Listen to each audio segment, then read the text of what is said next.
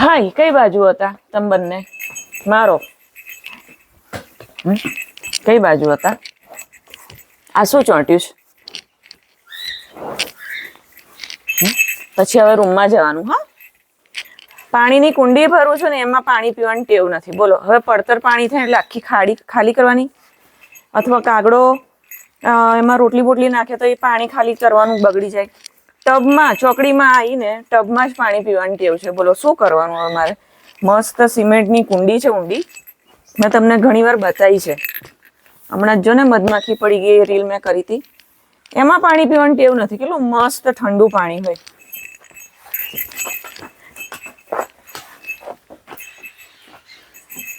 બસ જવું છે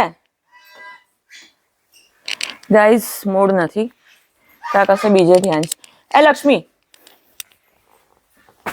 તું તો બહુ ડાઈ છે. અહીંયા અહીંયા